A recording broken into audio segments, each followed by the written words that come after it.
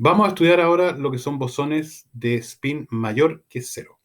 Habíamos estudiado ya antes lo que eran bosones de spin cero, que eran justamente los fotones, que la principal diferencia a los bosones que tienen spin mayor que cero son que el número de fotones no se conserva. Yo puedo tener cualquier cantidad de fotones, solamente se conserva la energía de la suma de todos los de la energía de los fotones. Pero en el caso de los bosones de spin mayor que cero, yo voy a tener la situación de que sí está acotado el número de partículas. Ahora, fuera de ello, no tengo una acotación sobre la cantidad de partículas que puede ocupar cada uno de los niveles. Y eso se debe a que la función de onda es simétrica. En consecuencia, si yo tengo acá una función de onda que tiene la partícula I en esta posición y la partícula J en esta, yo la puedo permutar acá y la función de onda es idéntica. Y la consecuencia directa que uno puede demostrar es que la cantidad de partículas que yo tengo por nivel no está acotada, no está limitada, excepto por el número total de partículas que tengo en el sistema. Eso va a significar que cuando calcule la función partición, voy a tener que tener en consideración el número de total de bosones que hay, independiente de que yo puedo sumar sobre cada uno de los distintos estados el número que yo quiera. Así que para poder ahora calcular eso, me voy a la condición inicial en que yo, para cada estado, el N1 es el estado 1, el estado 2, el estado 3, y el N1 es el número de bosones que yo encuentro en el estado 1. El N2 es el número de bosones que yo encuentro en el estado 2, etc. Y las condiciones van a ser justamente la suma de los números y la suma de las energías, que acá está puesto aparte. Acá es justamente la exigencia de que el número total, y este número está dado, va a ser igual a la suma sobre la cantidad que hay en cada uno de los estados. O sea, yo voy al estado 1, voy a tener una cierta cantidad, lo voy a sumar con los que encuentro en el estado 2, etcétera, y la suma total tiene que ser igual a este número total de bosones. Y algo similar ocurre con las energías. La energía por el número de, este es la energía del estado R, de una partícula en el estado R. Si lo multiplico por el número de partículas de bosones que se encuentran en el estado R, yo estoy viendo la cantidad de energía total que me está contribuyendo el estado R. Y si ahora lo sumo sobre todos los estados, obtengo justamente la energía total.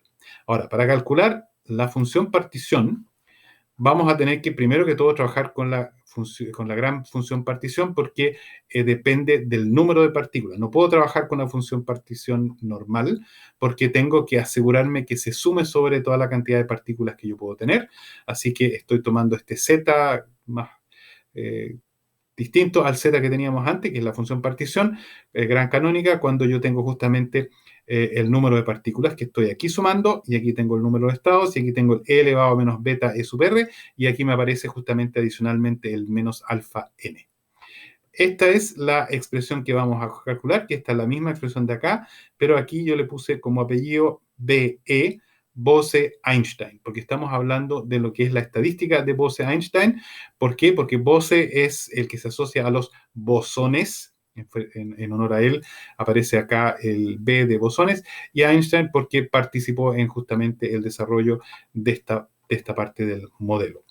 En consecuencia, ahora tengo que sumar esto, tengo que tomar esta expresión de la función partición gran canónica de Bose-Einstein, en que voy a sumar sobre los n, sobre los distintos estados, y voy a tener que reemplazar acá la energía por esta expresión que tiene la suma, y acá el número de partículas por esta expresión que tiene la suma de las partículas. Y eso se ve en este minuto en esta forma, en que si ustedes se fijan, acá tenemos exactamente este E reemplazado por esta suma que teníamos acá arriba. O sea, tengo el N1 por el E1 más N2 por N2, que es lo que aparece escrito aquí.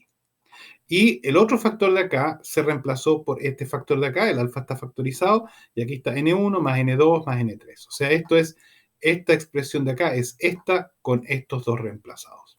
Ahora, lo interesante es que yo puedo permutar esto, porque esta suma de acá es sobre el N1, sobre el N2, etc. Cuando yo sumo N1, no depende de lo que está pasando con el N2, porque las partículas son tratadas en forma independiente, en lo que están en distintos estados.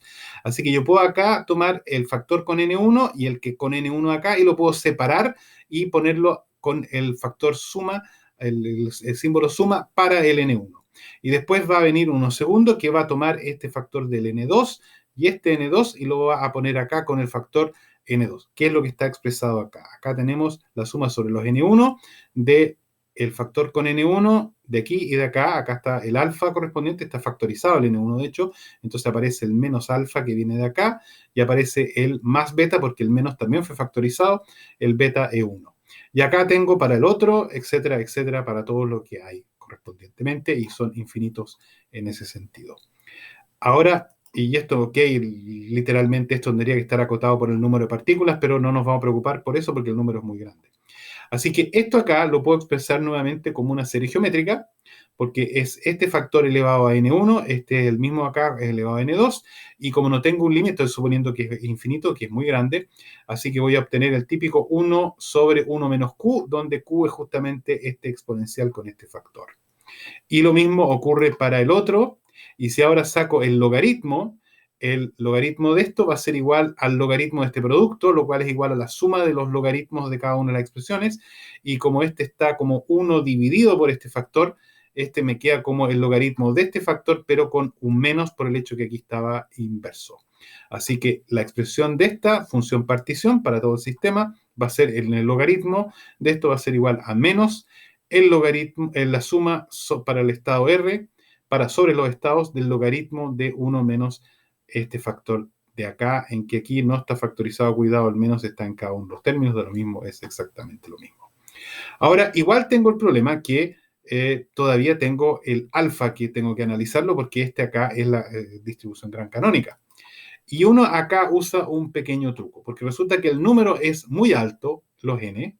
Esta suma sobre los n yo la puedo simplificar porque puedo suponer de que están todos concentrados alrededor del número n1 y eso va a significar que yo puedo reemplazar esta suma por la evaluación en n sencillamente. En consecuencia, ahora me va a quedar este término acá como n, porque ya no tengo la suma sobre el n', sino directamente la evaluación en el n, y eso me queda de esto. Este de acá quedó evaluado en n, y este otro quedó sencillamente con el e elevado a n. Y si ahora saco el logaritmo de esto, voy a obtener que el logaritmo de esto va a ser igual al menos alfa n, que es el que aparece de este factor de acá, más el logaritmo de este término de acá. Y esta expresión aquí, si yo la despejo y yo conozco este término de acá, puedo escribir la distribución final de esta forma, no sé por qué está vibrando esto, en que tengo esta expresión antes que la reemplazo acá, despejo este de acá y me queda de esta forma. El logaritmo del ZBE de Bose-Einstein, la función partición tradicional de Bose-Einstein, el logaritmo de ella va a ser igual a el alfa n, donde tengo justamente este multiplicador de Lagrange acá, menos la suma sobre todos los estados del logaritmo de 1 menos e elevado a menos beta ER menos alfa. Esta es, en consecuencia, ya nuestra distribución para la función partición para la distribución de bosones con spin mayor que 1, que es la que corresponde a lo que denominamos la distribución de Bose-Einstein.